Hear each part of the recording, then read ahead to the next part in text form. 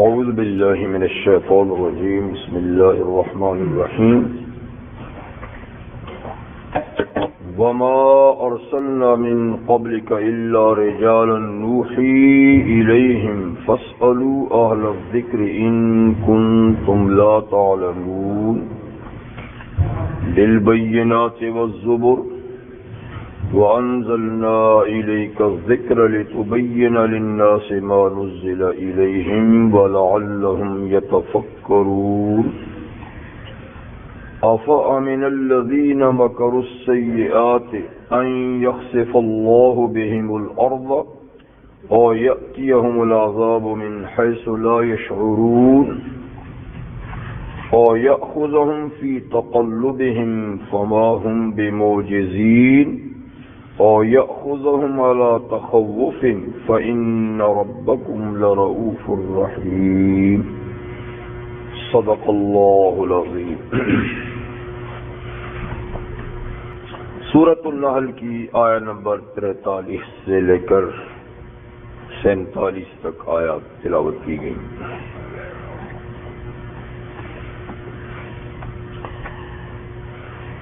ان آیات مبارکہ سے پہلے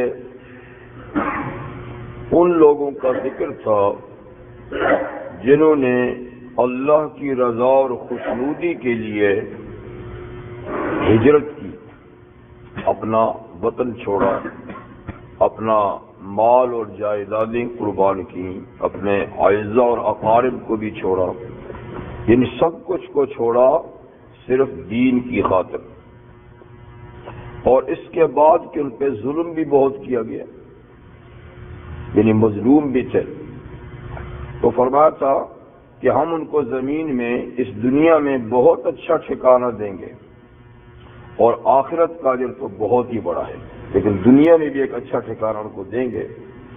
تو جو صحابہ کرام دیر تک زندہ رہے انہیں اللہ تعالیٰ نے دنیا میں بھی نوازا۔ ہاں، کچھ ایسے حضرات بھی تھے جو ہجرت سے فوراً بعد ان کے انتقال ہو گئے، تو دنیا سے تو کوئی خاص فائدہ انہوں نے نہیں اٹھایا، لیکن سارا آخرت کے اندر چلا گیا، سب کو وہیں ملے گا۔ اور پھر فرمایا کہ یہ وہ لوگ ہیں جنہوں نے اس سب کچھ پہ صبر کیا اور اپنے رب پہ بھروسہ کر کے اللہ کا حکم مانا، تو اس کا یہ نتیجہ نکلا کہ دنیا بھی اچھی ہوئی، آخرت بھی اچھی ہوئی۔ اب جو آیات کریمہ تلاوت کی گئی ہیں، اس سے پہلے آیہ نمبر 36 میں اللہ تعالیٰ نے ارشاد فرمایا تھا کہ ہم نے ہر امت میں رسول بھیجا ہے، ہر امت میں رسول، اور میں نے آپ سے گزارش کی تھی کہ رسول کا معنی ایک تو وہ ہے اصطلاحی رسول، یعنی جو باقاعدہ اللہ کی طرف سے مقرر ہوتے ہیں اور وحی آتی ہے، لیکن رسول کا ایک لغوی معنی بھی ہے، عربی میں زبان ہے، عربی زبان میں رسول کا معنی پیغام پہنچانے والا۔ تو یہاں عام ہو سکتے ہیں کہ اللہ کا پیغام یعنی پہنچانے والے وہ رسول ہوں جن کو اللہ نے مقرر کیا ہے، یا وہ رسول جن کو خود رسولوں نے مقرر کیا ہے آگے، ایسے بھی ہوتا ہے، رسول کا رسول بھی ہوتا ہے۔ تو بہرحال اللہ تعالیٰ نے ہر امت میں رسول بھیجے۔ جی، اب ان رسولوں کی کچھ صفات یہاں بیان ہوتی ہیں۔ بات یہ بتا تھا کہ ہر امت میں رسول بھیجا ہے، اور ہر رسول نے بنیادی طور پر لوگوں کو اس بات کی دعوت دی کہ وہ اللہ کی عبادت کریں اور طاغوت سے بچیں، غیر اللہ سے بچیں۔ اب ان رسولوں کی صفت، وَمَا أَرْسَلْنَا مِن قَبْلِكَ إِلَّا رِجَالًا نُوحِي إِلَيْهِمْ، اور ہم نے نہیں بھیجے آپ سے پہلے اے محمد صلی اللہ علیہ وسلم مگر مرد بھیجے ہیں۔ تو اب رسول کی صفت کیا کہ رسول ہمیشہ مرد آئے ہیں، اور کوئی خاتون نبی یا رسول بنا کر نہیں بھیجے گئے۔ تو رسول کی صفت کیا ہونا؟ مرد ہونا ہے، یعنی بے شک عورتوں میں کمال درجے کی عورتیں تو ہوئی ہیں، فضیلت کے لحاظ سے بڑے بڑے فضائل والے عورتیں ہوئی ہیں، جن کا ذکر قرآن حکیم میں بھی، جیسے حضرت مریم صدیقہ، عیسیٰ علیہ السلام کی والدہ، اور جیسے کہ فرعون کی بیوی آسیہ بنت مزاحم، جیسے موسیٰ کا تذکرہ آتا ہے، حضرت سارہ کا تذکرہ آتا ہے، تو اس طریقے سے بہت باکمال عورتیں تو بھی ہیں، لیکن صدیقیت کے مقام تک پہنچی ہیں۔ صدیق سے اوپر جو نبوت کا مقام ہے وہ عورتیں نہیں، اس لیے کہ یہ کچھ ڈیوٹی ایسی ہے کہ عورتوں سے مناسب نہیں ہے۔ یہاں تو مجموع میں جانا پڑتا ہے، ٹھیک ہے، یہاں تو ماریں کھانی پڑتی ہیں، یہاں تو بڑے حوصلے کی بات ہے، اور ظاہر بات ہے کہ یہ چیزیں عورتوں میں نہیں پائی جا سکتی۔ تو بہرحال فرمایا کہ آپ سے پہلے ہم نے مردوں کو رسول بنا کر بھیجا، عورتوں کو نہیں۔ دوسری ایک خاص بات اس آیت میں کہ من قبل کا، آپ سے پہلے، آپ سے پہلے، اس لیے کہ آپ کے بعد تو رسالت ہے ہی نہیں، آپ کے بعد تو نبوت و رسالت ہے ہی نہیں ہے، تو جو ہوئے سو آپ سے پہلے ہوئے، آپ بالکل آخری نبی ہیں۔ دوسری بات نوحی الیہم، کہ ہم ان رسولوں کی طرف جو مرد تھے ہم وہی بھیجا کرتے تھے، ان کا باقاعدہ رابطہ اللہ کے ساتھ ہوتا تھا، اور وہ دین کی باتیں اللہ سے حاصل کرتے تھے براہ راست، اور خود اس پہ عمل کر کے پھر اس کو آگے لوگوں تک پہنچاتے تھے۔ تو نبی کا کام، رسول کا کام دو باتیں ہیں، دین اور شریعت اللہ سے حاصل کرنا اور مخلوق کو پہنچانا۔ تو نوحی الیہم، ہم ان کی طرف وہی کرتے تھے۔ فرمایا کہ فاسألوا اہل الذکر ان کنتم لا تعلمون، تم یاد رکھنے والوں سے پوچھ لو اگر تمہیں پتہ نہیں ہے تو، کہ یہ کام کہ رسول آتے رہے، وہ وہی ہوتی رہی، وہ پیغام پہنچاتے رہے، اگر تمہیں ہماری بات پہ یقین نہیں آتا تو تم ان لوگوں سے اس کی تصدیق کرا سکتے ہو جو اہل ذکر ہیں، یعنی جن کو باتیں یاد رہتی ہیں اور جو تاریخی واقعات کو یاد رکھتے ہیں۔ تو تاریخی واقعات کو یاد رکھنے والے اہل کتاب بھی ہیں، غیر اہل کتاب بھی ہیں۔ تاریخ تو ایک ایسا مضمون ہے نا کہ ہر قوم میں تاریخ دان ہوتے ہیں، اہل کتاب میں بھی غیر اہل کتاب۔ تو مطلب ہے کہ جو لوگ تاریخ کا علم رکھتے ہیں ان سے تم اس بات کی تصدیق کر سکتے ہو کہ ہر امت میں رسول آئے، صاحب وحی، اور انہوں نے اللہ تعالیٰ کے پیغام پہنچائے۔ اور یہاں سے اہل علم نے ایک یہ مسئلہ بھی استنباط کیا ہے، یہ مسئلہ بھی نکالا ہے کہ جس کو دین کا کوئی مسئلہ معلوم نہ ہو وہ اہل علم سے پوچھ لیا کرے۔ یعنی یہاں تو تاریخی بات کا ذکر ہے کہ تاریخی لحاظ سے تم پوچھو قوموں سے کہ انبیاء آئے، لیکن یہ مسئلہ بھی ہے کہ کوئی شریعت کا اور دین کا مسئلہ کسی آدمی کو معلوم نہ ہو تو اس کے لیے حکم بھی ہے کہ فاسألوا اہل الذکر، اہل علم سے پوچھ لو اور اس کی پر یعنی عمل درآمد کرو۔ مقصد یہ ہے کہ دین اور شریعت کے احکامات دو طرح کے ہیں، ایک تو وہ کہ بالکل واضح ہیں، ٹھیک ہے، اور بالکل اس کی وضاحت ہو چکی ہے، جیسے کہ اعتقاد کا معاملہ ہو گیا، ایمانیات کی باتیں ہوگی، فرائض کی بات ہوگی، کیا کیا چیزیں اللہ نے فرض کی ہیں، محرمات کی باتیں، کیا کیا اللہ نے حرام کیا ہے۔ تو یہ موٹی موٹی باتیں تو ایسی ہے کہ کسی سے پوچھنے کی بات نہیں، ہر مسلمان کو تقریباً معلوم ہوتی ہی ہے، اور ان میں کسی قسم کا کوئی اختلاف بھی نہیں، نہ ایمانیات میں کوئی اختلاف ہے، نہ فرائض میں کوئی اختلاف ہے، نہ ہی کوئی محرمات میں جو قطعی طور ہے۔ تو اس میں تو پوچھنے کی کوئی بات نہیں ہے، اور پوچھیں گے بھی تو ہر جگہ سے جواب ایک ہی آئے گا۔ لیکن کچھ مسائل دین اور شریعت کے ایسے ہیں کہ جو مکمل وضاحت کے ساتھ کسی جگہ میں نہیں آتے، جی ان کی وضاحت حاصل کی جاتی ہے، اس پہ محنت کی جاتی ہے، ان مسائل کو نکالا جاتا ہے۔ یعنی اللہ نے کچھ اصول، حضور صلی اللہ علیہ وسلم نے کچھ اصول بتائے ہیں، اور ان اصولوں کے تحت نئے نئے مسائل کے جواب نکالے جاتے ہیں۔ اس کو استنباط اور اجتہاد کہتے ہیں۔ اجتہاد، استنباط اور اجتہاد کی صلاحیت اور اہلیت ہر آدمی میں نہیں ہوتی، بلکہ بہت سے لوگوں میں نہیں ہوتی۔ اس قابلیت کے لوگ کچھ ہی امت میں ہوئے ہیں جنہوں نے اصولوں کو سامنے رکھ کر کچھ اصول وضع کر کے مسائل کا استنباط کیا ہے۔ میں مثال دیتا ہوں کہ اصول کیا ہے۔ اصول سب سے پہلا اور سب سے بنیادی اصل ہماری شریعت اور ہمارے دین کا قرآن حکیم ہے، کتاب اللہ، سب سے پہلی بات۔ ٹھیک، دوسری چیز نبی کریم صلی اللہ علیہ وسلم کا ارشاد، جو کچھ آپ نے فرمایا یا جو کچھ آپ نے کیا یا جو کچھ کسی کو کرتے دیکھ کر آپ نے روکا نہیں، ان تینوں چیزوں کا نام ہے سنت۔ سنت کے تین شاخیں، جو حضور نے کہا، جو کیا یا کرتے دیکھا اور روکا نہیں۔ تو یہ دوسرا اصول ہے اسلام کا، سنت۔ تیسرا اصول ہے اجماع امت۔ جس مسئلے پر امت کے چیدہ اہل علم اتفاق کرنے کے یہ ایسا ہے، یہ بھی ایک حجت اور دلیل ہوتی ہے۔ اللہ تعالیٰ نے اس امت کو یہ اعزاز بخشا ہے کہ اس کے اہل علم اگر سب کسی بات پر اتفاق کر لیں تو اللہ کے نزدیک وہ بات بالکل ٹھیک ہوتی ہے۔ اس لیے کہ حضور نے فرمایا ہے کہ لن تجتمع امتی علی الضلالہ، میری امت گمراہی پر اور کسی غلطی پر کبھی اتفاق نہیں کرے گی۔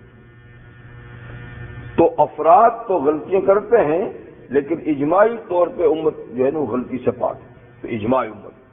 اور چوتھا اصول ہے مسائل کے استنباط کے لیے قیاس۔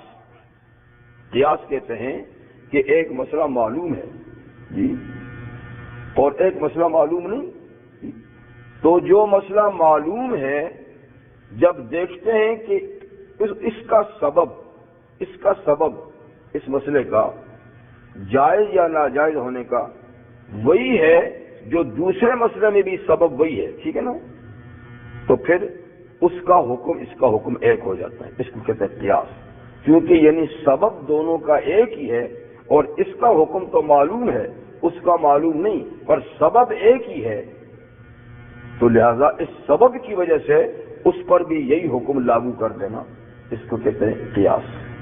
یہ جو جی بے شمار مثالیں ہیں جی، ابھی آپ سنیں تو صحیح۔ یہ چار اصول، ان چار اصولوں میں یہ کس طریقے سے اخذ کیے ہیں، یہ بھی نبی کریم علیہ السلام کے ارشاد سے، اور وہ اس طرح کہ نبی کریم صلی اللہ علیہ وسلم نے جب حضرت معاذ بن جبل رضی اللہ عنہ کو یمن کا گورنر بنا کر بھیجا، تو یہ آخری گورنر ہیں جن کو حضور نے بھیجا، اور ساتھ میں حضور نے کہہ بھی دیا کہ معاذ اب تم آؤ گے تو شاید میرے ساتھ ملاقات نہ ہوگی، اب تم میری قبر کو دیکھو گے، میری مسجد کو دیکھو گے، مجھے نہیں دیکھ سکو گے۔ اس کا مطلب ہے کہ یہ ایک پیشن گوئی بھی کر گئی، تو یہ آخری لوگوں میں سے۔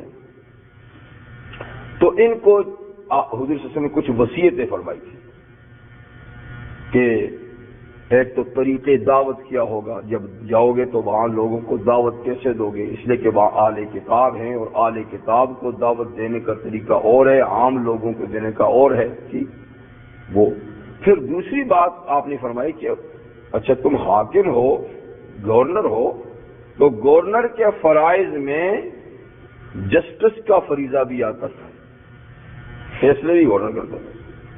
تو معاذ یہ بتاؤ کہ تمہارے پاس جب وہاں فیصلے آئیں گے تو فیصلے کس بنیاد پہ کرو گے، پوچھو حضور نے۔ میں کہا حضور اللہ کی کتاب کے مطابق۔ پھر حضور نے پوچھا اگر اللہ کی کتاب میں اس مسئلے کا حل نہ پاؤ تو پھر آپ کی سنت میں تلاش کروں گا۔ پھر حضور نے فرمایا اگر میری سنت میں بھی تجھے وہ مسئلہ نہ ملے تو فرمایا اجتہد برأیی، پھر میں خود اس میں اجتہاد کروں گا، یعنی خود کوشش کر کے اس مسئلے کا حل نکالوں گا۔ تو نبی کریم صلی اللہ علیہ وسلم نے فرمایا الحمدللہ، جی الحمدللہ کہ اللہ نے اپنے رسول کے رسول کو وہ توفیق بخشی جس میں اللہ تعالیٰ کی رضا ہے کہ بالکل آپ نے ٹھیک کہا، اور ایسا ہی کرنا ہوتا ہے کہ جس مسئلے کا حل قرآن اور سنت میں نہ ملے، اجتہاد سے اس مسئلے کو نکالا جاتا ہے۔ سمجھے بات؟ تو اجتہاد جو ہے نا، یہی قیاس ہوتا ہے، اجتہاد میں قیاس ہوا کرتا ہے۔ مسائل کو دیکھتے ہیں کہ یہ مسئلہ نیا پیدا ہے، اس کا براہ راست قرآن حدیث میں کوئی ذکر نہیں ہے، نیا مسئلہ ہے، تو اس جیسا کوئی مسئلہ پہلے ہے جس کا حل قرآن سن، اگر اس جیسا کوئی مسئلہ ہے تو اس میں وہ حکم کس سبب اور کس علت سے ہے؟ اگر وہی علت اور سبب اس مسئلے میں بھی ہے تو اس کا وہی حکم ہوگا جو اس کا ہے۔ سمجھے بات؟ تو یہ 4 اصول ہے، ان اصولوں پر پھر اہل علم نے مسائل کا جب اسلام دنیا میں پھیلا، نئے مسائل پیدا ہوئے، تو ظاہر بات ہے کہ ہر مسئلے کا جواب تو قرآن مجید ہے، یہ تو اصول ہے۔ ہر مسئلے کا حضور کے زمانے میں بھی سوال نہیں ہے کہ آپ اس کا جواب دیں۔ تو نئے مسائل جب پیدا ہوئے تو پھر تابعین اور صحابہ نے اجتہاد کیا اور ان مسائل کے جواب دیے، تو بڑے بڑے ائمہ اور مجتہدین پیدا ہوئے، جی امام ابو حنیفہ، امام مالک، امام شافعی، امام احمد بن حنبل، امام سفیان ثوری، امام اوزاعی، لیث بن سعد، ابن ابی لیلہ، پتہ نہیں کتنے ہی حضرات تھے جنہوں نے اجتہاد کیا اور مسائل کا استنباط کیا۔ تو اس آیت سے یعنی یہ ثابت ہوا کہ عام لوگوں کے لیے ضروری ہے کہ وہ مسائل میں اہل علم کی طرف رجوع کریں اور ان کے بتائے ہوئے مسئلے کے جواب پر عمل کریں، اور یہ واجب ہے، اس لیے کہ فاسألوا امر کا صیغہ ہے، پوچھو، اپنی مرضی سے نہیں چلو، ٹھیک ہے؟ اپنی مرضی سے پھر تو دین بکھر جائے گا، پھر تو تماشا بن جائے گا۔ اہل ذکر سے، اہل ذکر کا مطلب ہے کہ جو تمہارے اندر سب سے زیادہ با علم، با عمل، خوف خدا رکھنے والا صاحب ہو، بس وہ جو مسئلہ بتائے اس کی پر چل۔ تقلید اسی چیز کا نام ہوتا ہے۔ تقلید کس کا نام ہے؟ یعنی کسی قابل اعتماد عالم کی بات مان لینا اور اس سے دلیل نہ پوچھنا، اس کا نام ہے تقلید، ٹھیک ہے؟ یعنی پہلے آپ دیکھیں، غیرہ نہیں، دیکھیں علم میں، عمل میں، خوف خدا میں، امانت میں، دیانت میں کون سب سے اچھا ہے۔ جب یہ معلوم کر لیں پھر اس سے ہیل و حجت کرنے کی ضرورت نہیں ہے، چلیے اس کی دلیل لاؤ، اس سے دلیل پوچھنے کی ضرورت نہیں ہے، پھر وہ جو مسئلہ بتائے اس کو مان لو، اسی کا نام ہوتا ہے تقلید، ٹھیک؟ تو اس سے یہ ثابت ہوا۔ تو اہل علم کہتے ہیں کہ عوام کے لیے جن کو نہیں معلوم تقلید واجب ہے، ظاہر بات ہے۔ اچھا لیکن یہ تو واجب ہے، ٹھیک ہے۔ اب یہ کہ تقلید ہر آدمی کی کرنی چاہیے یا کسی خاص کی کرنی چاہیے، یہ دوسرا مسئلہ یہ ہے، عام یا خاص کی کرنی چاہیے، یہ تو لازمی کہ کرنی ہے نا، لیکن ہر سے تو دیکھیے اگر ہر ایک آدمی سے باتیں پوچھنا شروع کریں گے تو الجھاؤ پیدا ہو جائے گا، اور پھر یہاں تک کہ آدمی بجائے اللہ کی اطاعت کے خواہش کی اطاعت کرنے لگے گا، اور جہاں اس کو نرم بات ملے گی پوچھتا رہے گا، جہاں مطلب کی بات ملے گی اس کی بات مانے گا، اور پھر یہ کہ انتشار پیدا ہوگا۔ اس لیے اہل علم کہتے ہیں کہ ایک یک درگیر محکم گیر، ایک دروازہ پکڑو اور پکا پکڑ لو، لیکن سوچ سمجھ کے پکڑ لو۔ فرماتا ہے کہ اس کی مثال اسی طرح سمجھیں کہ آدمی جب بیمار ہوتا ہے تو اپنے شہر، اپنے علاقے کا ایک ڈاکٹر دیکھ بھال کے پکڑتا ہے، اس کا یہ اعتقاد ہے کہ باقی ڈاکٹر جاہل ہیں، ان کو کچھ پتہ نہیں، یعنی باقی بھی ٹھیک ہیں لیکن وہ خیر اسی میں سمجھتا ہے، اور اس کو مشورہ یہی دیا جاتا ہے کہ دیکھو دیکھ بھال کے ایک ڈاکٹر سے علاج کرو۔ ہر ڈاکٹر کے پاس جاؤ گے تو بجائے بیماری ختم ہونے کے، ہاں جی یہ مسئلہ ہے، یہ نہیں کہ وہ جاہل ہیں، وہ نالائق ہیں، یہ بات نہیں ہوتی۔ ہر ایک کی اپنی تشخیص ہے، ہر ایک کا اپنا طریقہ علاج ہے جی۔ تو یوں مختلف سے علاج کراؤ گے تو بجائے فائدے کے نقصان ہوگا۔ ایک سے علاج کراؤ، سوچ سمجھ کے اس کو اپنا ڈاکٹر بنا لو تو اس میں شفا ہوگی جی۔ تو اس لیے بڑے بڑے ہمارے ائمہ ایسے گزرے ہیں جو خود اپنے زمانے میں بہت بڑے چوٹی کے عالم اور بہت بڑے، لیکن انہوں نے بھی اس معاملے میں خیر اسی میں سمجھی ہے کہ کسی ایک مجتہد کی اجتہاد پہ وہ چلے، اور خود بھی انہوں نے اجتہاد نہیں کیے۔ دیکھیے مثال لے لو، ہمارے ہندوستان میں امام شاہ ولی اللہ بہت بڑے عالم گزرے ہیں، آپ لوگوں میں سے ایسے میں ان کا نام تو بہرحال لیتا رہتا ہوں، لیکن ان کے بارے میں زیادہ معلومات وہ نہیں ہوگی، لیکن وہ بڑے اس ایریے کے بڑے صغیر کے محسن اور بہت بڑے علماء میں سے ہیں جی۔ یعنی وہ اس درجے کے عالم تھے کہ وہ خود بھی اجتہاد کر سکتے تھے، لیکن انہوں نے بھی تقلید میں اور دوسرے اپنے سے بڑے امام کی تقلید میں خیر ہی سمجھی اور نہیں کیا۔ ان کے بیٹے تھے 4 بیٹے، چاروں کے چاروں بہت چوٹی کے عالم، شاہ عبد العزیز، شاہ رفیع الدین، شاہ عبد الغنی، شاہ عبد القادر، سب نے قرآن مجید کی تفسیر لکھی، ترجمے لکھے، سب سے پہلے اردو میں، لیکن سب اس لیے دیکھیے امام راضی کتنے بڑے مشہور عالم گزرے ہیں، امام شافعی کے مقلد، ٹھیک ہے۔ امام غزالی کتنے بڑے عالم ہیں، ان کا نام تو سنیں، مشہور ہیں، امام شافعی کے مقلد ہیں، حالانکہ وہ خود بھی اجتہاد کرنے کی قدرت رکھتے تھے۔ امام ابن حجر عسقلانی کتنے بڑے عالم ہیں۔ امام بخاری جو ہے وہ مجتہد تھے، لیکن امام مسلم بھی مقلد تھے۔ صحائح ستہ جو 6 بڑی چوٹی کی حدیث کی کتابیں ہیں، امام بخاری کے علاوہ باقی سب کے سب مقلد ہیں، اس لیے کہ یہ تقلید آسان بات نہیں ہے، یعنی اجتہاد آسان بات نہیں ہے۔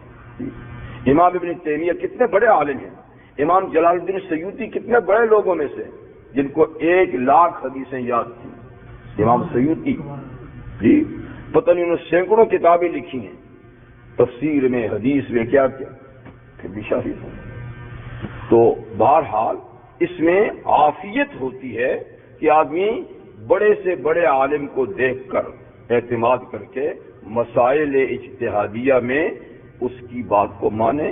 اور یہ بھی آپ کو بتاؤں کہ مسائل اجتہادیہ میں کسی مسئلے کو غلط نہیں کہا جا سکتا، نہ کسی کو 100% غلط کہہ سکتے ہیں، نہ کسی کو 100% صحیح کہہ سکتے ہیں۔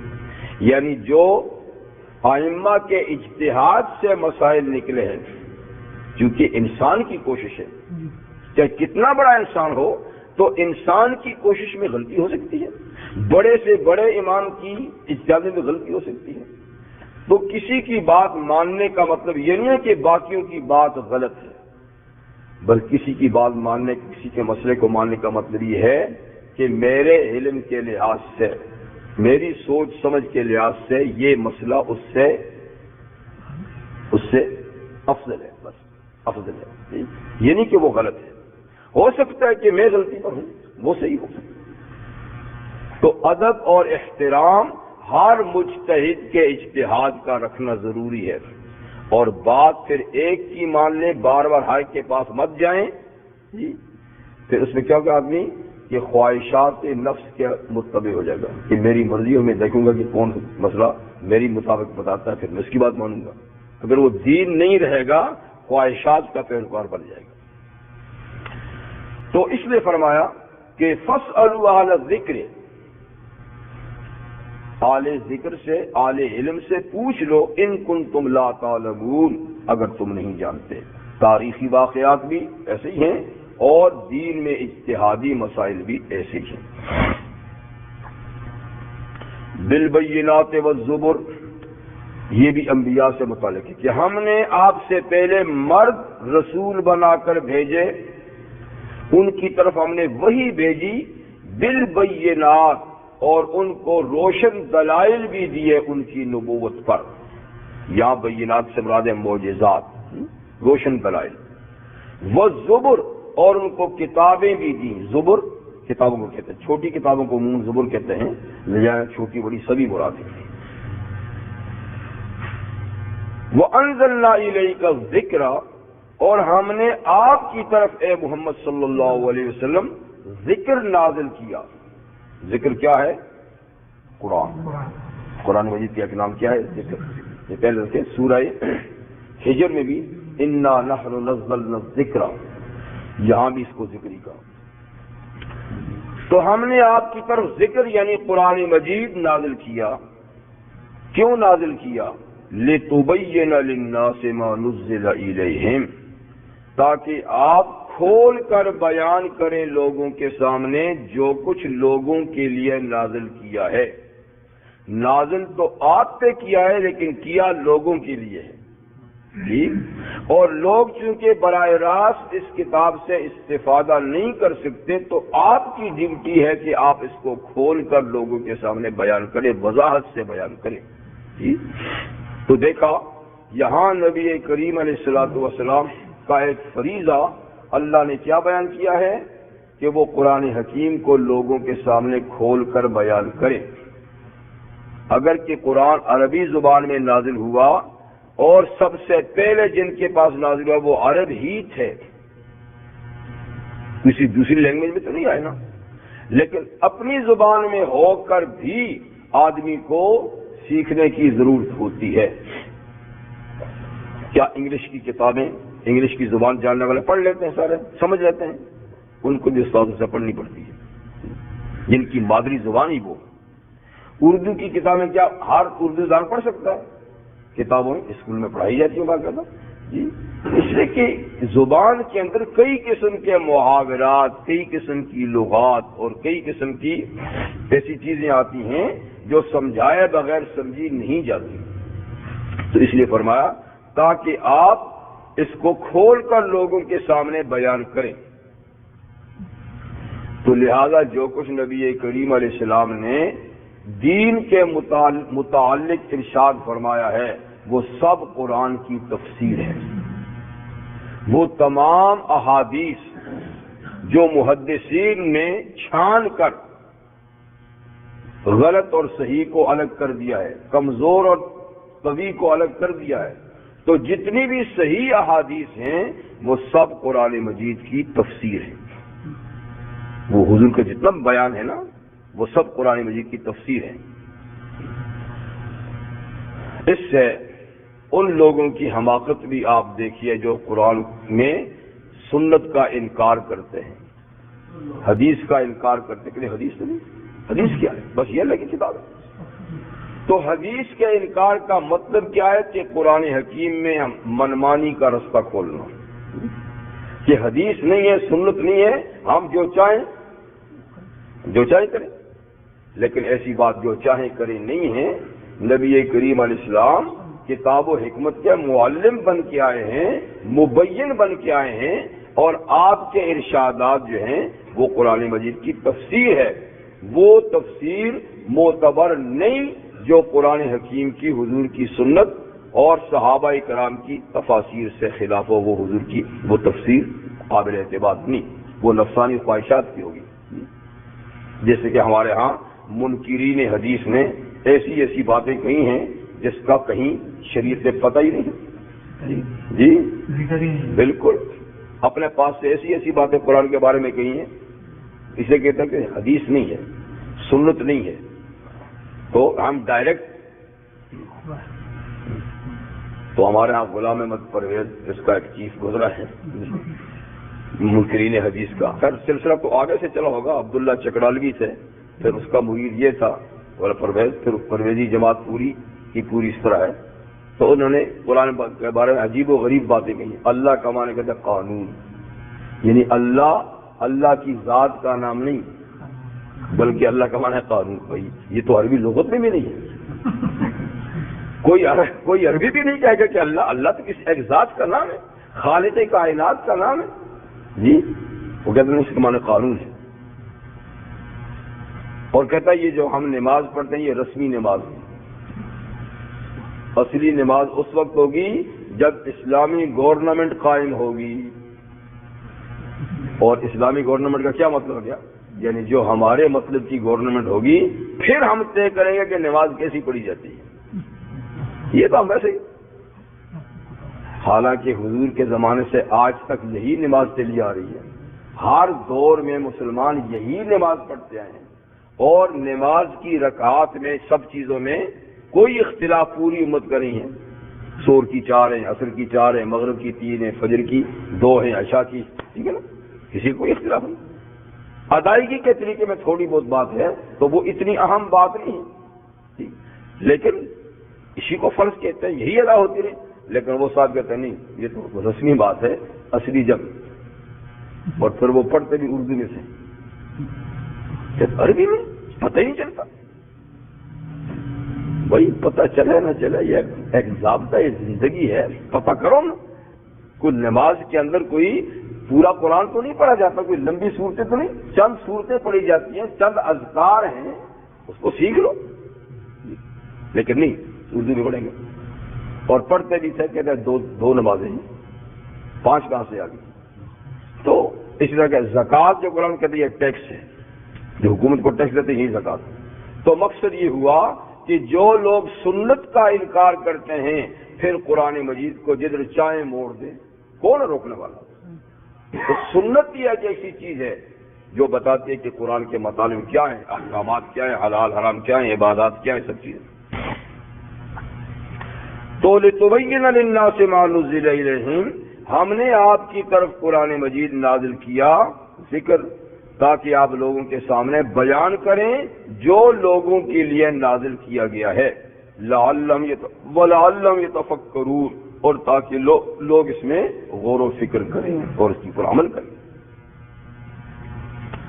یہ تو رسالت سے متعلق بات ہوگی تھی کہ رسول مرد بن کے آئے اور ان کو وحی ہوئی، اور یہ کہ وہ دلائل لے کر آئے، کتابیں لے کر آئے، اور قرآن بھی آیا انہی کتابوں میں سے، اور اس لیے کہ آپ لوگوں کے سامنے اس کی وضاحت کریں تاکہ لوگ اس کے مطابق غور و فکر کریں اور اس کے مطابق زندگی گزاریں.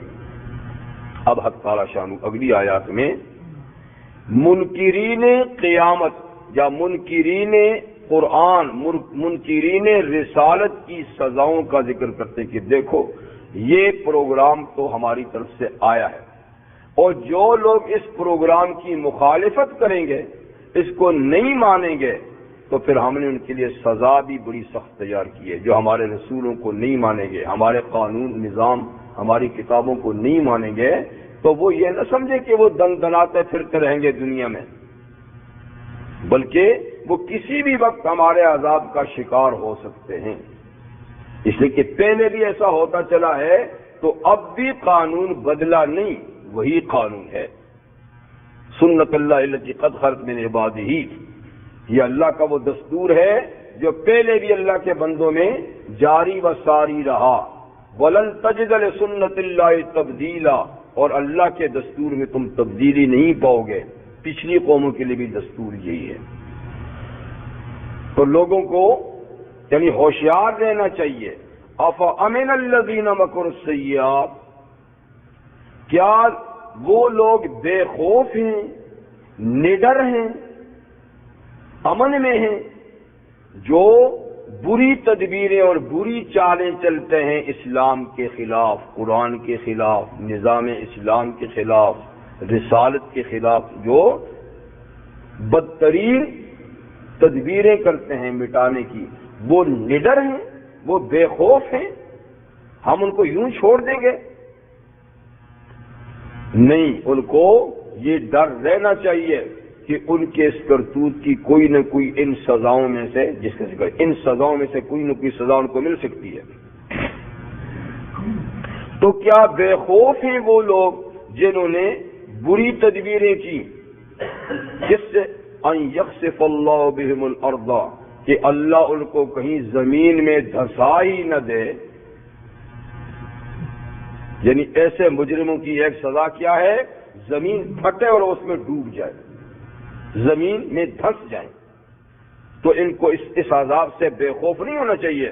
جو حق کے خلاف، قرآن کے خلاف، اسلام کے خلاف جو تدبیریں کرتے ہیں، اس سے بے خوف نہیں ہونا چاہیے کہ کہیں زمین پھٹے گی اور اس میں دھنس جائیں گے.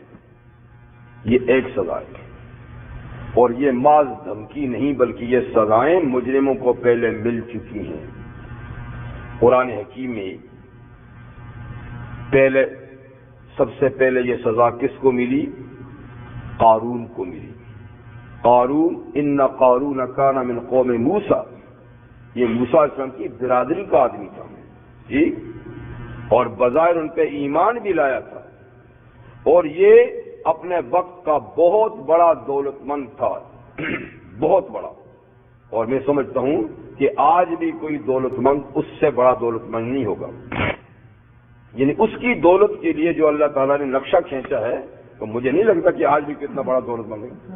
فرمایا کہ ان قارون کان من قوم موسیٰ فبغى علیہم وآتیناہ من الکنوز ما ان مفاتحہ لتنوء بالعصبۃ اولي القوہ، کہ اس کی صرف چابیاں خزانوں کی اتنی تھیں کہ ایک اچھی خاصی پارٹی بڑی مشکل سے چابیاں ہی اٹھاتی تھی. یعنی چند لوگ مل کر مشکل سے اس کی چابیاں اٹھاتے تھے خزانوں کی. تو پھر خزانے کتنے ہوں گے جس کی چابیاں اتنی ہوں گی. اور اہل علم نے لکھا ہے کہ وہ چابیاں بھی کوئی لوہے کی نہیں تھی، چمڑے کی ہوتی تھی اور ہلکی پھلکی. وہ اتنی کہ ایک طاقتور گروپ آدمیوں کا مشکل سے اٹھاتا تھا. تو کتنا، اور اس زمانے میں کرنسی نوٹ تھوڑے ہوتے تھے. ہاں وہاں سونا چاندی کھرا مال ہوتا تھا، کھرا مال. اب تو ہم کاغذوں پہ خوش ہوتے ہیں. جی ہاں، ماچس لگاؤ تو تھوڑی دیر میں تو اتنا خزانہ کس کے پاس آج ہوگا بھائی. تو فرمایا تو وہ اتنا مالدار تھا. جب زکوٰۃ کا حکم آیا تو موسیٰ سے مطالبہ کی کہ زکوٰۃ دو، اور خیر سے زکوٰۃ بھی 25% تھی. آپ تو سر چکرا گیا نا اس کا. 25% جب زکوٰۃ دوں گا تو پھر تو بڑا جی، ہم 2.5% نہیں دے سکتے. تو اس کا دماغ پھر گیا. کسی زکوٰۃ، کیسی زکوٰۃ، کس کی زکوٰۃ دی؟ یہ میری کمائی ہے، میری کمائی ہے، یہ نہیں کہ اللہ کا دیا ہے. دماغ پھر گیا نا. تو کیا ہوا پھر؟ بارس نے نمائش کی. زکوٰۃ تو نہیں دی، الٹی نمائش کی اپنے سامان کی، اپنی دولت کی. ایک بہت بڑا شاندار جلوس نکالا جی، اور شاندار لباس میں خود بھی ملبوس ہوا، اپنے نوکروں کو بھی پہنایا، اور اپنی دولت بھی جو ہے نا، وہ اس وقت تو بیل گاڑیاں ہوتی نا، اونٹ گاڑیاں، بیل گاڑیاں، تو ٹرک ورک تو نہیں تھا، تو ان پہ وہ بھی لادا. ایک بہت عظیم الشان جلوس اس نے نکالا فخر کرنے کے لیے کہ دیکھو میرے پاس کتنی دولت ہے. تو خیر اس کے اس جلوس کو دیکھ کر کچھ لوگوں کی تو رال ٹپکنے لگی، اور اللہ سے کہنے لگے یا اللہ بڑا نصیبے والا ہے، بڑا ہمیں بھی کچھ دیجیے، یہ تو بڑا نصیب والا ہے. لیکن کچھ عقل مند تھے، انہوں نے کہا کیا نصیب والا ہے؟ اس نے کہا اللہ کے پاس جو نصیب ہے نا وہ زیادہ اچھا ہے، یہ فانی چیز ہے، یہ عارضی چیز ہے. تو خیر اس نے بجائے زکوٰۃ دینے کے الٹا تکبر کیا اور نمائش کی. کئی اللہ کے بندوں کا دل دکھایا. اللہ کو یہ نمائش پسند نہیں ہوتی. آرائش کر سکتے ہیں، زیبائش کر سکتے ہیں، نمائش پسند ہے. تو اللہ نے فوراً زمین کو حکم دیا کہ اس کو لے کر ڈوب جا. تو فخسفنا به وبدارہ الارض، اس کو بھی اور اس کے پورے ساز و سامان اور سارے گھر اور پوری جتنی اس کا جتنا بھی سرمایہ تھا نا، جیسا بھی تھا، زمینیں تھیں، مکانات تھے، یعنی سونا چاندی تھا، جو بھی تھا سب کا سب لپیٹ کے اس کے سر پہ رکھا زمین کو، جس کو لے کر ڈوب جا. فخسفنا بھی، دھسا دیا ہم نے اس کو، وبدارہ، اور اس کے سارے گھروں کو بھی زمین کے اندر. تو یہ عذاب آ چکا ہے اور قیامت تک وہ دھستا رہے گا. یہ نہیں کہ ٹھکانے پہ پہنچ چکا ہے، نہیں، قیامت تک دھستا رہے گا.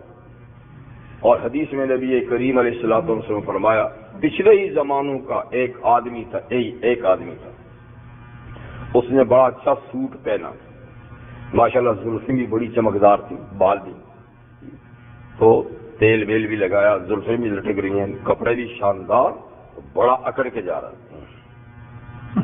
ادھر بھی دیکھتا ہے ادھر بھی دیکھتا ہے، بالوں کو بھی دیکھتا ہے، کپڑوں کو بھی دیکھتا ہے، بس اللہ کو یہ چال پسند نہیں آئی۔ حضور نے فرمایا اللہ نے اس کو بھی دھسا دیا زمین میں، اور فرمایا وہ بھی قیامت تک دھستا رہے گا، اس کے پاؤں رکیں گے نہیں جب تک قیامت نہیں آئی، دھستا رہے گا۔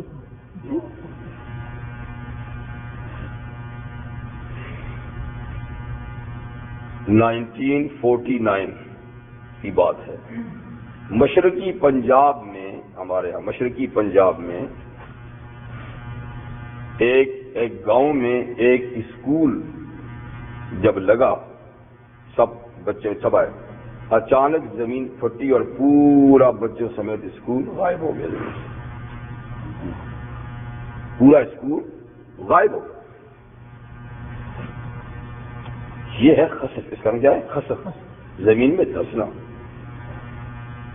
اور 1923 کا زلزلہ آپ کو تو پتا ہے، جاپان کا تو بڑا مشہور زلزلہ ہے، جاپان میں جو مشہور زلزلہ آیا تھا، لگ بھگ 2.5-3 لاکھ آدمی اس میں زمین میں دھس گئے، اور بڑی بڑی کئی میلوں تک دراڑیں پڑ گئی، اور دنیا میں زلزلہ تو آتی ہے، آپ کو پتہ ہی ہے، شہروں کے شہر مٹ جاتے ہیں۔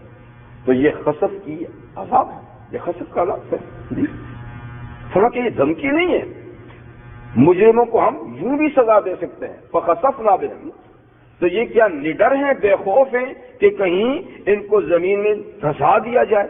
ایک اور یاتیہم العذاب من حیث لا یشعرون، یا دھسنے کے سوا اور کوئی عذاب ان کے پاس آ جائے، اور ایسی جگہ سے آ جائے کہ ان کو پتہ ہی نہیں چلے یہ آیا کہاں سے، آیا کہاں سے۔ جی کبھی ایسا ہوتا ہے کہ آثار نہیں ہوتے، عذاب کی علامات نہیں ہوتی، اچانک ہی آ جاتا ہے، اچانک موسم خراب ہوا، اچانک دھپڑ یعنی یہ جھکڑ چلے، طوفانی بارش ہوئی، سیلاب آ گیا، یا اچانک ہی زلزلہ ہو گیا، کوئی آثار نہیں ہوتے تو ایسا عذاب بھی آ جاتا ہے، بالکل اچانک آ جاتا ہے۔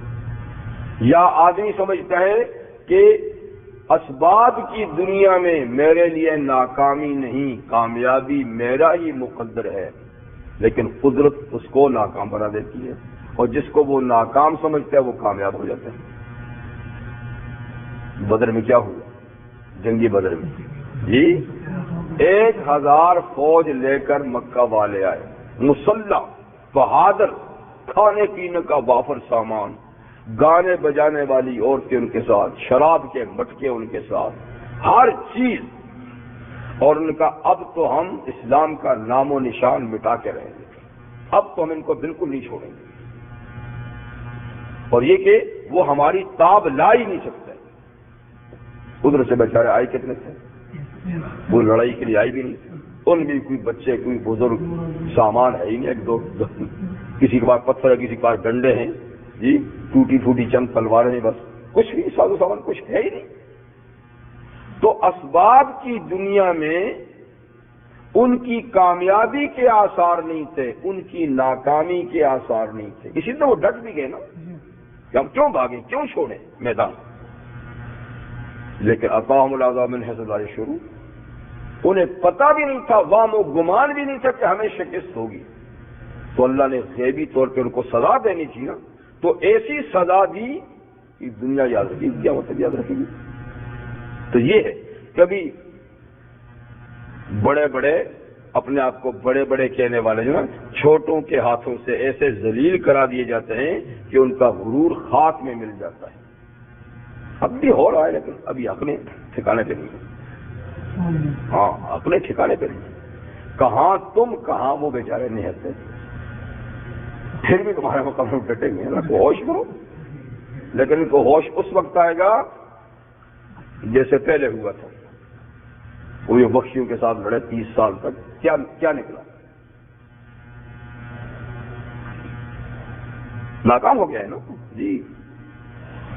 تو یہ عذاب ہے، اللہ تعالیٰ کسی کو عذاب دیتا ہے پھر یوں ہی الجھا دیتے ہیں۔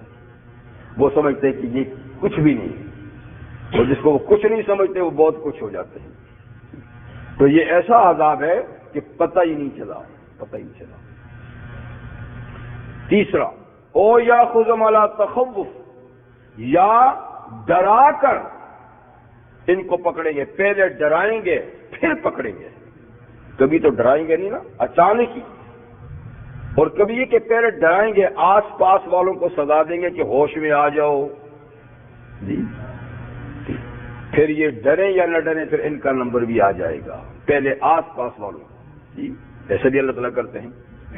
لیکن تخوف کا ایک اور معنی بھی ہے، نہ ایک اور ایک آیت رہتی ہے، او یاخذہم فی تقلبہم، یا ہم ان کو چلتے پھرتے پکڑ لیں گے، یوں ہی گھر سے نکلے، سیر و تفریح کے لیے نکلے جی، اور اچانک کوئی ایسی عذاب آ گئی، کوئی ایکسیڈنٹ ہو گیا، کوئی سیلاب آ گیا، ٹھیک، کوئی سمندر میں بہ گیا، کچھ نہ کچھ ہو جاتا ہے، تو اچانک چلتے پھرتے بھی عذاب آ سکتا ہے جس کے عذاب کے آثار ہی نہیں۔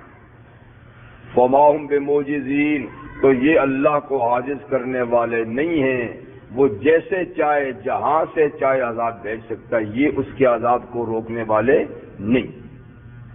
یہ او یاخذہم علی تخوف، یہ چوتھی قسم ہے، یا ان کو ڈرانے کے بعد پکڑ لے، پہلے آس پاس والوں کو سزا دے تاکہ وہ ہوشیار ہو جائیں، اور پھر اس کے بعد ان کا نمبر ہے، ایسے بھی ہوتا ہے جی۔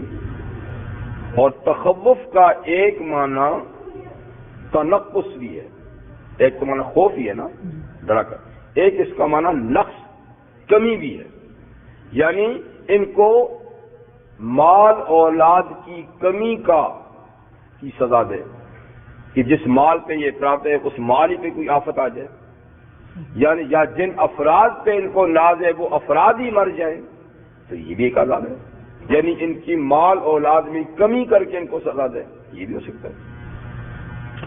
فَإِنَّ رَبَّكُمْ لَرَؤُوفٌ رَحِيمٌ، پر اللہ تعالیٰ ہر معاملے میں دیر سے پکڑتے ہیں، کیونکہ رب تمہارے شفقت کرنے والے مہربان ہیں، اور سزا دینے میں اللہ تعالیٰ جلدی نہیں کرتے، یہ اس کی شفقت کا، اس کی رحمت کا تقاضا ہے کہ کسی کو سزا جلدی نہیں دیتے، اس کو ٹائم کافی دیتے ہیں سوچنے سمجھنے کے لیے۔ لیکن یعنی منکرین رسالت، منکرین قرآن اور منکرین اسلام جو ہے نا، ان کو ان چاروں سزاؤں میں سے کوئی نہ کوئی سزا مل سکتی ہے، اور ان کو بے خوف نہیں رہنا چاہیے، ڈرنا چاہیے، کچھ نہ کچھ اس سے ہو سکتا ہے، دسائے جا سکتے ہیں، ٹھیک نا۔ اور یہ کہ ایسی جگہ سے عذاب آ سکتا ہے کہ ان کے علم میں نہ ہو، ان کو چلتے پھرتے بھی پکڑ سکتے ہیں، یا پہلے ڈرا کر بھی پکڑ سکتے ہیں، یہ بات تو ہوگی۔ اب اس کے بعد حق تعالی شانہ پھر اپنی قدرت اور اپنی توحید، اپنی یکتائی اور اپنے مستحق عبادت ہونے کا ذکر فرماتے ہیں کہ اللہ کی ذات ہی تنہا مستحق عبادت ہے، عبادت کس کی ہونی چاہیے؟ فقط اللہ کی ہونی چاہیے، مستحق عبادت صرف اللہ کی ذات ہے اور کوئی دوسرا نہیں۔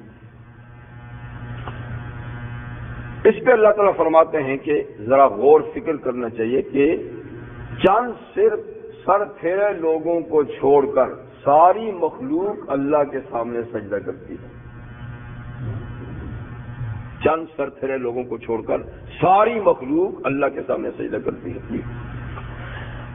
تو جس ذات کی ساری مخلوق سجدہ کرتی ہے اس کا کتنا بلند مقام ہے، اور چند آدمیوں کے سجدے سے انکار کرنے سے ہو کیا جائے گا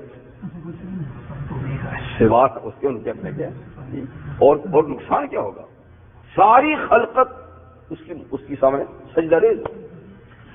اولم يروا الى ما خلق الله من شيء يتفيأ ظلاله عن اليمين والشمائل سجدا لله وهم داخرون، کیا ان لوگوں نے دیکھا نہیں؟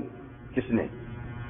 جو اللہ کی توحید فی الذات، توحید فی الصفات، توحید فی التصرف، توحید فی العبادت، کیا انکار کرتے ہیں اور ان ساری چیزوں میں انہوں نے دوسروں کو اللہ کا شریک اور سہیم بنا رکھا ہے. کیا انہوں نے دیکھا نہیں؟ الا ما خلق اللہ، ان چیزوں کو جو اللہ نے پیدا کی ہیں ان کو دیکھا نہیں، ان کے بارے میں کبھی غور نہیں کیا. تو جو بھی چیزیں اللہ نے پیدا کی ہیں، دیکھو یتفیع ظلالہ، جھکتے ہیں، مائل ہوتے ہیں، ڈھلتے ہیں ان کے سائے. صبح کو سایہ کدھر ہوتا ہے؟ ادھر سے جب سورج نکلتا ہے ادھر ہوتا ہے. پھر آہستہ آہستہ سورج چڑھتا ہے، سایہ گھٹتا ہے، ادھر سے گھٹتا ہے. صبح سویرے لمبا سایہ ہوتا ہے. جتنا سورج آتا رہے گا سایہ گھٹتے گھٹتے گھٹتے، جب سر پہ آ جاتا ہے تو سایہ ہر چیز کے جسم پہ پڑتا ہے.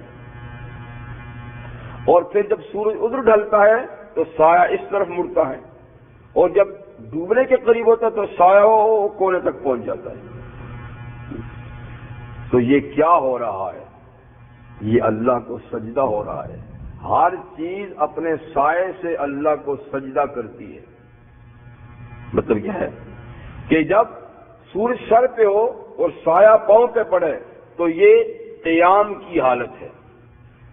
جیسے نماز میں کھڑے ہوتے ہیں تو سایہ کھڑا ہے پاؤں پر، اور جب سورج ڈھلتا ہے ادھر سے یا ادھر سے تو آدھے تک پہنچتا ہے تو یہ رکوع کی حالت ہوتی ہے، اور آخر تک جب پہنچتا ہے ادھر سے یا ادھر سے یہ سجدے کی حالت ہوتی ہے. پورا سایہ جب پڑتا ہے نا آخر تک، صبح سویرے تو سجدہ ادھر ہوتا ہے، مغرب کو سجدہ مغرب سے پہلے ادھر ہوتا ہے. ٹھیک، بیچ میں اتنا جب سورج تھا تو سجدہ نہیں، یہ رکوع کی کیفیت ہوتی سائے کی، اور عین دوپہر کے وقت قیام کی حالت ہوتی ہے. تو ہر چیز کا سایہ، درختوں کا دیکھیے، ٹیلوں کا دیکھیے، ٹھیک ہے، پہاڑوں کا سایہ دیکھیے، اور کھیتوں میں جا کر دیکھیے، ہر چیز، اور خود آدمیوں کا سایہ دیکھیے. مشرک کا سایہ بھی کس کو سجدہ کرتا ہے؟ وہ روک سکتا ہے؟ نہیں، خود کو کرنا ہے. سایہ اس کا بھی اللہ ہی کو سجدہ کرتا ہے، اور ہر چیز کا. ٹھیک ہے، تو مائل ہوتا ہے ہر چیز کا سایہ دائیں اور بائیں، صبح اور شام. جی، اور یہ اس کا میلان اور جھکاؤ کیا ہوتا ہے؟ سجدا للہ، اللہ کو سجدہ کرتے ہوئے. وہم داخرون، اور یہ سب چیزیں اللہ کے سامنے عاجز ہیں، متواضع ہیں. ہر چیز اللہ کے سامنے عاجز اور متواضع ہے، اور کوئی چیز روک نہیں سکتی اپنے سائے کو. سایہ سجدہ کرنے میں جیسے مجبور ہے. آدمی مختار ہے، کرے یا نہ کرے، پر سایہ مختار نہیں ہے، اور باقی ساری مخلوق کا سایہ بھی مختار نہیں ہے، وہ اس کا پابند ہے. تو سایہ گویا اللہ کے سجدے کے پابند ہے سایہ ہر چیز. تو اس لحاظ سے دیکھیے تو ساری کائنات کس کو سجدہ کرتی ہے؟ اور سجدہ جو ہے نا یہ خلاصہ عبادت ہے. یعنی خلاصہ عبادات میں تو جامع عبادت نماز ہے نا، تو نماز کے اندر 3 چیز بلکہ 4 چیزیں ہیں. 4 چیزیں. ایک چیز ہے قیام، یہ بھی عجز و نیاز کی نشانی ہے کہ ہاتھ باندھ کے کسی کے سامنے کھڑے ہیں. اس سے اعلیٰ درجے کی عجز و نیاز پھر کمر جھکانا ہے، اور اس سے زیادہ عجز و نیاز جو ہے وہ کسی کے سامنے سر زمین پہ رکھنا ہے. سر زمین پہ رکھنے سے زیادہ عجز و نیاز انسان کے پاس ہے ہی نہیں. جی، یعنی جس پیشانی اور ناک کو بچانے کے لیے وہ جتن کرتا ہے، ناک بھی تو رکھنی ہے نا جی. اس لیے کس کا مطلب کہ ناک کا رکھنا یہ سب سے بڑی چیز ہے. ناک نہ کٹ جائے کہیں، اس کا مطلب کہ انسان کے پاس سب سے زیادہ پیاری چیز ہے وہ یہی ہے. اور جب اس پیاری چیز کو وہ خاک میں رگڑ دیتا ہے تو اس کا معنی اس سے زیادہ اس کے پاس حاجی کی کوئی چیز نہیں. ٹھیک ہے. اور قعود بھی ہے، یہ بھی ایک ادب کا مقام ہے، کسی کے سامنے بیٹھ جانا، لیکن سب سے زیادہ عجز و نیاز کی چیز کیا ہے؟ وہ سجدہ ہے۔ تو نماز میں سب سے زیادہ عجز و نیاز کی چیز سجدہ ہے، اس لیے تو فرمایا کہ ہر چیز کا سائے کا سجدہ اللہ کو ہوتا ہے۔ کافر کا سجدہ بھی اسی کو سجدہ کرتا ہے، مشرک کا بھی کرتا ہے، اس کے بتوں کا بھی کرتا ہے، بتوں کا بھی سجدہ لگو جی جی۔ تو یہ ہے، اب اس سے یعنی کیا فرق پڑتا ہے کہ چند سر پھیرے کہتے ہیں کہ ہم اپنا سر اس کے سامنے نہیں رکھتے، نہ رکھو نہ رکھو، صبح سے شام تک تو تمہارا سر ویسے ہی پڑا رہتا ہے، تم نہ رکھو اپنی جی۔ وَلِلَّهِ يَسْجُدُ مَا فِي السَّمَاوَاتِ وَمَا فِي الْأَرْضِ مِن دَابَّةٍ وَالْمَلَائِكَةُ وَهُمْ لَا يَسْتَكْبِرُونَ۔ تو دیکھو اللہ ہی کو سجدہ کرتے ہیں، للہ، اللہ ہی کو سجدہ کرتے ہیں، جو کچھ آسمانوں میں ہے، جو مخلوق آسمانوں میں ہے اور جو کچھ زمین میں ہے۔ آسمانوں کی تو ساری مخلوق کیا ہے؟ فرشتے ہی ہیں، سب فرشتے ہیں۔ اور کتنے ہیں؟ نبی کریم سے فرمایا اطت السما، آسمان چرچراتا ہے، اس سے وزن کی آوازیں آتی ہیں، جیسے آپ کی چھت پہ کوئی جائے نا تو چرچراتا ہے، جیسے کوئی اوپر جا رہا ہے، تو یہ چرچراتا ہے وزن سے۔ ہم اس کی چرچراہٹ کو تو نہیں سنتے، پر آقا تو سنتے تھے۔ کیوں چرچراتا ہے؟ حالانکہ آسمان تو سب سے مضبوط چیز اللہ نے بنائی ہے، اور سورہ ملک میں اللہ تعالیٰ فرماتے ہیں حل تری من فطور ثم ارجع البصر کرتین ینقلب الیک البصر خاسئا وهو حسیر۔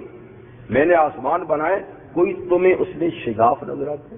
کہیں سے پھٹا ہوا ہے، کہیں سے پرانا ہوا ہے جی؟ تم بار بار اس کو دیکھو تو تمہاری نظریں تھک کر نیچے آ جائیں گی، لیکن تمہیں ہمارے آسمان میں کوئی کمزوری نہیں نظر آئے گی۔ اتنے مضبوط، پتہ نہیں کتنی صدیوں سے آسمان بنے ہیں، مرمت کی ضرورت، ایسا مضبوط چھت۔ لیکن حضور نے فرمایا کہ اس پہ وزن اتنا ہے، اتنے مضبوط آسمان پہ اتنا وزن ہے کہ وہ وزن سہار نہیں سکتا، آواز آتی ہے۔ تو وزن کس کا ہے؟ فرمایا کہ فرشتوں کا ہے، اور ایک بالش جگہ بھی آسمان پہ خالی نہیں جہاں کوئی فرشتہ عبادت میں مصروف نہ ہو۔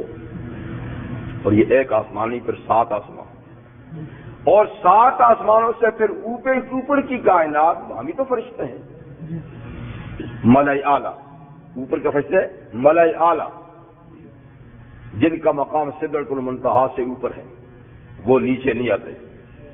اور یہ سنگم ہے سدرۃ المنتہا نیچے اور اوپر والے فرشتوں کے، اوپر والے احکام وہاں تک لاتے ہیں، نیچے والے میل وہاں سے وصول کرتے ہیں، ٹھیک ہے؟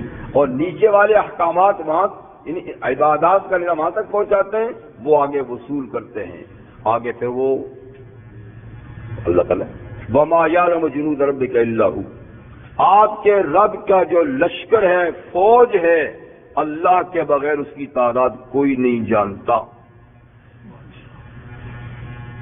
تو ذی عقل مخلوق میں سب سے زیادہ مخلوق فرشتے، اچھا، اور پھر زمین کے فرشتے الگ ہیں، زمین کا فرشتے الگ ہیں۔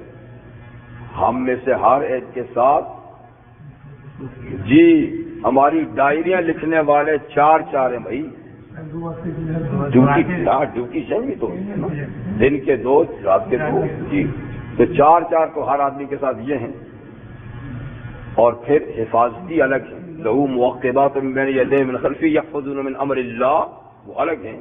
اور پتہ نہیں زمین میں کتنے فرشتے ہیں، کیونکہ وہ جسم نورانی ہیں، لطیف اجسام ہیں، نظر نہیں آتے، مطلب کائنات بھری ہوگی، اور فضا میں کتنے ہوں گے، ان کو تو زمین کی ضرورت ہے، فضا میں کتنے ہوں گے۔ تو بہر صورت اللہ تعالیٰ فرماتے ہیں کہ آسمانوں میں جو مخلوق ہے یعنی فرشتے، وہ سجدہ کس کو کرتے ہیں؟ وہاں تو کوئی مزار نہیں ہے نا بھائی، کہ ہے، یہ تو ہم نے یہاں بنائی ہے نا، وہاں تو کوئی مزار ہی نہیں، وہاں تو صرف بیت المعمور ہے جی. اور جو زمین میں من دابۃ، زمین میں جو فرشتے ہیں وہ، اور من دابۃ، زمین میں جو زمین کی پشت پہ چلنے والے جانور ہیں وہ بھی سجدہ کس کو کرتے ہیں جی. رکوع بھی کس کو کرتے ہیں؟ 4 پاؤں والے ہمیشہ رکوع میں رہتے ہیں. 4 پاؤں والے چوپائے جو ہے نا ہمیشہ رکوع میں رہتے ہیں. اور کچھ ایسے ہیں جو قیام میں بھی رہتے ہیں، 2 پاؤں والے قیام میں رہتے ہیں، اور کچھ سجدے میں رہتے ہیں. سانپ کیڑے مکوڑے سر رگڑتے ہی جاتے ہیں ہمیشہ. اور کئی آپ نے درخت دیکھے ہوں گے قیام میں سیدھے کھڑے سرو، اور کہیں ان کی شاخیں رکوع میں ہیں، کہیں جھکے ہوئے بالکل سجدے میں ہیں. تو جتنے چلنے والے یعنی زمین کی پشت مخلوق اللہ کی، یہ بھی سجدہ ریز کس کو ہے؟ اللہ کو ہے. کیونکہ جانور کسی مزار پر سجدہ کرتے ہیں؟ یہ کم بختی تو کم بخت انسانوں کی ہے نا بھائی، جو اس کو اللہ نے اشرف المخلوقات بنایا تھا، ورنہ کوئی مخلوق بھی غیر اللہ کو سجدہ نہیں کرتی. اور اس کی بدنصیبی دیکھیے کہ جس کو اشرف المخلوقات بنایا تھا، اپنا مخدوم ہو کر خادم کے سامنے جھک رہا ہے. مخدوم ہو کے گائے ماتا، بلی ماتا، چوہا ماتا، فلانے ماتا، کوئی جانوروں کے سامنے جی وہ تو تمہارے خادم ہیں، تم ان کے مخدوم ہو جی. اور پھر اپنے جیسے انسان جی. والملائکہ، اور فرشتے کیونکہ آسمانوں پہ فرشتے، زمین فرشتے، لیکن یہاں خاص طور پہ فرشتوں کا ذکر کیا، وہ بھی سجدہ کس کو کرتے ہیں؟ اللہ کو. وَهُمْ لَا يَسْتَكْبِرُونَ، اور یہ ساری مخلوق اللہ کو سجدہ کرنے سے تکبر نہیں کرتی. کیا ہم کیوں کریں؟ ہاں وہ ایک ہی تھا، ابا واستکبر، اور یہ کوئی تکبر نہیں کرتا. جو ہی حکم ہے سجدے میں پڑیں گے. کیوں تکبر نہیں کرتے اور اس کو سجدہ کرتے؟ اس لیے کہ یخافون ربهم من فوقهم، اپنے اوپر سے اپنے رب کے عذاب سے ڈرتے ہیں کہ کہیں اللہ کا عذاب نہ آ جائے جی. تو جس کو عذاب کا اندیشہ اور ڈر ہوتا ہے نا، وہ پھر تکبر نہیں کرتا، وہ متواضع ہوتا ہے، وہ مخبت ہوتا ہے، وہ منیب ہوتا ہے. وَيَفْعَلُونَ مَا يُؤْمَرُونَ، اور یہ فرشتے وہی کچھ کرتے ہیں جس کا ان کو حکم ملتا ہے. لا یعصون اللہ ما امرهم ویفعلون ما یؤمرون، جی اللہ کے کسی حکم کی نافرمانی نہیں کرتے. ایسے ہی جو دابہ زمین پر ہیں اللہ کے حکم کی نافرمانی نہیں کرتے جی، تو اللہ کے قانون کے پابند ہیں جی. یہ ہے اللہ کی توحید اور یہ ہے اللہ کی عظمت. اب یعنی آپ بتائیں کہ اگر چند لوگ، دیکھیے لوگوں کی بھی بڑی تعداد اللہ کو سجدہ کرتی ہے، پھر کچھ لوگ اگر نہیں کرتے تو کس کا بگڑتا ہے؟ اللہ کی شان عظمت کا تقاضا تو یہ، اللہ کی شان عظمت تو یہ کہ اگر ساری مخلوق بھی اس کو سجدہ نہ کرے تو اس کی پوزیشن میں فرق نہیں، اس کی خدائی میں فرق نہیں آتا. اور ساری کی ساری مخلوق مل کے اس کے سامنے سجدہ کرے تو بھی اس کی عظمت میں کوئی اضافہ نہیں ہوتا. وہ تو غنی ہے، وہ تو غنی ہے، کسی کا محتاج نہیں، کسی کی عبادت کا، کسی چیز کا جی. یہ تو اپنی سعادت ہے کہ کوئی اس کے سامنے جھکے، اس کو ہماری عبادات کی ضرورت نہیں. اور پھر یہ کہ یہ ساری مخلوق اس کو سجدہ کرتی ہے اور پھر چند لوگ نہ کریں تو کس کا بگاڑتے ہیں؟ ان کو سوچنے سے کس کا بگاڑتے ہیں؟ یہ اپنا بگاڑتے ہیں. یہ ہے اللہ تعالیٰ کی توحید فی العبادت کا مقام، توحید فی العبادت. یہ سجدے کی آیت تھی جو ہم نے پڑھی ہے، اور اس طرح کی قرآن مجید کے اندر بہت سی آیات ہیں جی. 14 سجدے ہیں، ایک اختلافی ہے، اس کو ملائے تو 15 ہیں. تو 15 سجدے یا 14 سجدے یہ آیات جب کوئی آدمی تلاوت کرے اس کو بھی سجدہ کرنا ہوتا ہے اور جو سنے ان کو بھی سجدہ کرنا ہوتا ہے، ایک سجدہ۔ اور سجدے کی شرائط وہی ہیں جو نماز کی شرائط ہیں، باوضو ہونا، قبلہ رو ہونا، اور صرف ہاتھ اٹھائے بغیر اللہ اکبر کہہ کے سجدے میں جائیں اور اس کے اندر تسبیحات یا سجدے کی جو مخصوص دعا ہے وہ پڑھیں اور پھر اللہ اکبر کہہ کے بیٹھ جانا ہے، سلام بھی نہیں پھیرنا اور تشہد وغیرہ بھی نہیں، فقط تکبیر کے بعد سجدہ، سجدے کے بعد تکبیر، ٹھیک ہے نا؟ تو یہ واجب ہے۔ اگر باوضو ہو آدمی تو جب سنے اسی وقت کر لے، لیکن اگر اس وقت نہ کیا ہو تو تاخیر سے بھی کیا جا سکتا ہے۔ بعض ائمہ فرماتے ہیں کہ یہ سنت ہے، لیکن بعض ائمہ کہتے ہیں کہ یہ واجب ہے، اس لیے بہرحال کرنا ہی چاہیے، ٹھیک ہے نا؟ تو ابھی نماز کے بعد انشاءاللہ سجدہ کرنا بھولے گا مت۔ دوسری بات یہ ہے کہ سجدے تین طرح کے ہیں۔ ایک ہے سجدہ عبادت، سجدہ عبادت جیسے نماز کا سجدہ ہے اور جیسے کہ تلاوت کا سجدہ ہے، یہ بطور عبادت کے کیے جاتے ہیں۔ ایک ہے سجدہ شکر کہ اللہ تعالیٰ نے کوئی نعمت عطا فرمائی جی، تو اظہار شکر کے لیے آپ نے سجدہ کیا اور اس میں اللہ تعالیٰ کی حمد و ثنا کی، تسبیحات پڑھی جی، تو یہ بھی جائز ہے کہ کبھی اللہ تعالیٰ نے کوئی نعمت بخشی اور آپ اس کو سجدے میں جا کر اس کا شکر ادا کریں، تو کبھی طریقہ ہے۔ نبی کریم علیہ الصلوۃ والسلام نے سجدہ شکر بھی ادا کیا جی۔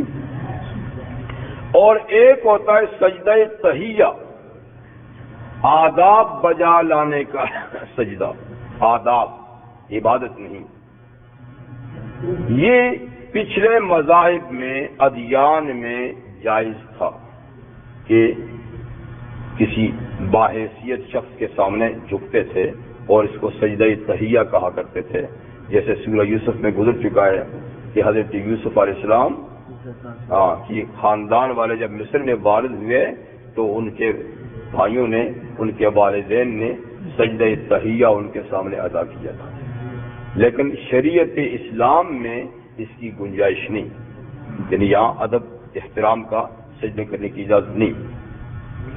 ایک دفعہ ایک صحابی نے عرض کی حضور صلی اللہ علیہ وسلم سے کہ آقا میں سفر میں گیا تھا اور میں دوسرے ملکوں کے امراء اور شاہان بادشاہوں کے درباروں میں گیا تو میں نے دیکھا کہ لوگ وہاں کے مرزبان یعنی بادشاہ کا جو خاص آدمی ہوتا تھا اس کو کہتے تھے، لقب تھا، کہ میں نے بادشاہ کے مرزبان کو سجدہ کرتے ہوئے دیکھا ہے۔ ظاہر بات ہے مرزبان کو کرتے تو بادشاہ بھی کرتے ہوں گے نا، لیکن اس نے مرزبان کو دیکھا۔ تو حضور وہ تو کافر لوگ ہیں، اگر وہ اپنے لیڈر کو سجدہ کرتے ہیں تو ہمارے خیال میں آپ سجدے کے سب سے زیادہ مستحق ہیں، اس لیے کہ آپ سے بڑی شخصیت تو ہے ہی کسی کے نہیں، اور آپ تو واقعی لائق سجدے ہیں کہ اللہ کے آپ نبی ہیں۔ تو نبی کریم سے فرمایا دیکھو اگر تم میری قبر کے پاس وفات کے بعد گزرو گے تو سجدہ کرو گے؟ کہ نہیں آقا قبر کا سجدہ ہم نہیں کریں گے، یہ تو 15ویں صدی والے کریں گے، دیکھو ہم تو آپ کی 14ویں 13ویں 12ویں یہ بات کی اجازت نہ بھائی، تو یہ تو کوئی پچھلی صدیوں کے لوگ کریں قبروں کو سجدہ، ہم تو آپ کی قبر کو بھی سجدہ نہیں کریں گے۔ حضور نے فرمایا اچھا اگر میری وفات کے بعد میری قبر کے پاس سے گزرو گے اور سجدہ نہیں کرو گے نا تو اب بھی سجدہ مت کرو، اب بھی سجدہ نہ کرو جی۔ اور فرمایا لو کنت آمرا احدا ان يسجد لاحد لامرت النساء ان يسجدن ازواجهن، اگر میں کسی انسان کے سامنے سجدہ کرنے کا حکم دیتا اور میری شریعت اس کی اجازت دیتی تو میں امت کی عورتوں کو حکم دیتا کہ اپنے شوہروں کو سجدہ کیا کریں، کیونکہ عورت کا یعنی شوہر کا اتنا بڑا حق ہے کہ اگر سجدہ جائز ہوتا تو عورت کو سجدہ جائز ہوتا شوہر کو، لیکن چونکہ میری شریعت میں غیر اللہ کو سجدہ کرنا بالکل جائز نہیں، اس لیے نہ مجھے کرو نہ کوئی اور میاں کو کرو۔ اب سجدہ کہاں پہ ڈھنڈے پڑتے ہیں بھائی، اللہ خیر کرے۔ تو باہر صورت سجدہ تحیہ پچھلی امتوں نے تھا، اسلام میں وہ بھی ممنوع ہے، اور یہ کہ سجدہ شکر ہے اور ایک سجدہ عبادت ہے، وہ دونوں اللہ تعالیٰ کے لیے ہیں۔ بس سبحانک وبحمدک اشہد ان لا الہ الا اللہ استغفرک واتوب الیک۔ الحمد للہ رب العالمین والعاقبۃ للمتقین والصلاۃ والسلام علی اشرف الانبیاء سید المرسلین وآلہ وصحبہ اجمعین صلاۃ تنجینا بها من جمیع الاحوال والآفات وتقضي لنا بها جميع الحاجات وتطهرنا بها من جميع السيئات وترفعنا بها عندك أعلى الدرجات وتبلغنا بها أقصى الغايات من جميع الخيرات في الحياة وبعد الممات إنك على كل شيء قدير. اللهم إنا نسألك من خير ما سألك نبيك محمد صلى الله عليه وآله وسلم ونعوذ بك من شر ما استعاذ منه نبيك محمد صلى الله عليه وآله وسلم وأنت المستعان وعليك البلاغ ولا حول ولا قوة إلا بالله. سبحان ربك رب العزة عما يصفون وسلام على المرسلين.